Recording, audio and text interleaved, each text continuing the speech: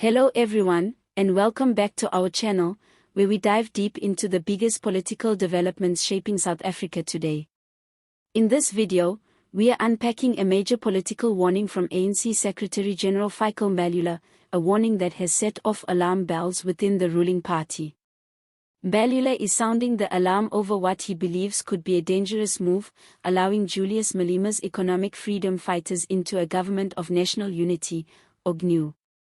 He didn't mince words, saying the EFF could destabilize and even finished the ANC from within. Now, this statement isn't just political posturing.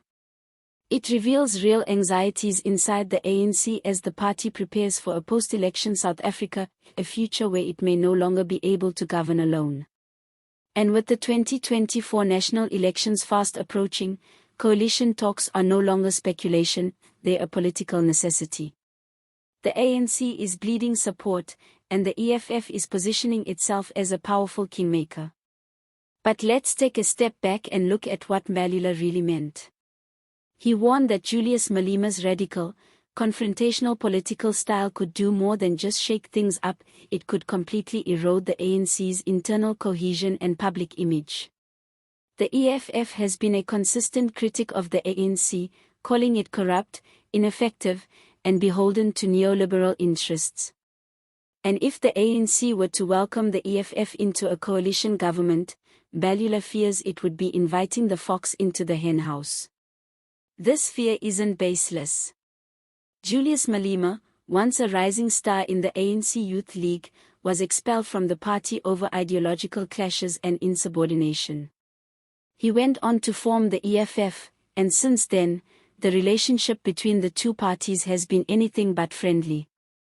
Malema has fashioned the EFF as the true voice of black economic emancipation, unafraid to push for radical policies like land expropriation without compensation, nationalization of key industries, and an overhaul of the economic status quo. For many ANC veterans, especially those with roots in the liberation struggle, the idea of partnering with someone who openly wants to dismantle their legacy is not just uncomfortable, it's dangerous. And the danger is not just ideological. Let's talk political strategy. The EFF has made it clear that they will not play second fiddle to anyone, not even the ANC. They've refused to beg for positions, insisting they be treated as equals in any GNU arrangement.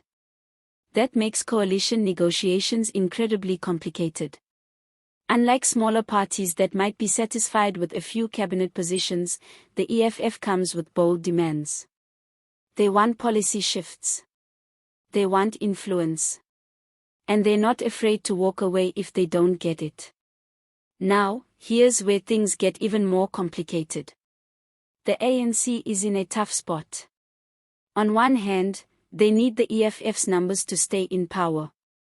On the other hand, embracing the EFF could alienate moderates, long-time supporters, and even business interests. The fear is that if the ANC compromises too much, it won't just lose its identity, it could lose what's left of its power base.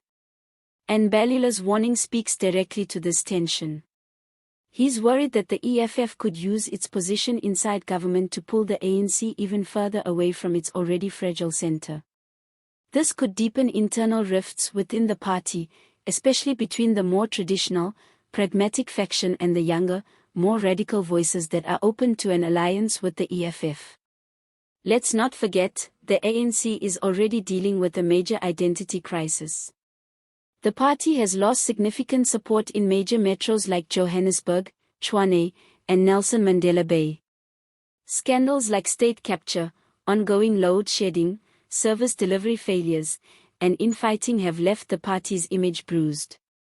In the 2021 local government elections, the ANC failed to win outright control in several key municipalities, a clear sign that voters are losing faith. And now, with the 2024 elections on the horizon, that trend looks set to continue. So, where does this leave the EFF? Julius Malema is in a powerful position. Unlike other parties that are desperate for coalition deals, Malema can afford to play the long game. He knows the ANC is weakening. He knows that the more desperate they become, the more leverage he has. And he's using that leverage to push a radical agenda, not just in parliament, but in the national consciousness. Malema's political strategy is built around disruption, not accommodation. He doesn't want to maintain the status quo, he wants to break it. And that's what makes him such a threat to the ANC. If the two parties were to govern together, Mbalula believes Malema could destabilize the ANC from the inside, pushing it into ideological territory that could alienate its base and fracture its already fragile unity. This is not the first time we've seen this play out in South African politics. Coalition governments are notoriously unstable. We've seen them collapse in metros, where power struggles, corruption scandals, and policy paralysis have rendered many local governments dysfunctional. Bringing that same instability to the national level could have far more serious consequences. The idea of a GNU, a government of national unity, is meant to be a solution to political fragmentation. But if the parties entering the GNU are fundamentally opposed in ideology and temperament, can such a government really function? Mbalula doesn't think so. And he's not alone. Many within the ANC fear that partnering with the EFF could be a one-way ticket to political irrelevance. Malema's brand of politics, fiery, populist, unapologetically radical, is designed to upstage, not cooperate. Even if he joins a coalition, the EFF will likely continue its confrontational style, possibly using its position to undermine the ANC's authority and project itself as the real power behind the scenes. At the same time, the ANC is running out of options. Smaller parties like Action SA and the IFP may not bring enough numbers to secure a majority. The DA, the official opposition, has ruled out working with the ANC under current circumstances. That leaves the EFF as one of the few viable coalition partners. And that's exactly what makes this moment so politically volatile. What we're seeing is not just a negotiation between two parties, it's a battle for the soul of South Africa's political future. Will the ANC double down on its traditional, moderate roots and try to cobble together a centrist coalition? Or will it embrace the EFF, risking internal implosion in the process? Whatever the outcome, one thing is clear, the 2024 elections are not just about votes. They're about power, identity, and survival. And as Mbalula's warning shows, the ANC is very aware that partnering with the EFF may come at a cost it can't afford to pay. So, what do you think? Is the ANC right to be wary of the EFF?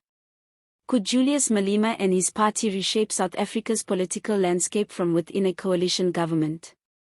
Or is this just fearmongering from a party that's scared of losing control? Let us know your thoughts in the comments below. Don't forget to like this video if you found it insightful, subscribe for more in-depth political analysis, and hit the bell so you never miss an update. Thanks for watching, and as always, see you next time.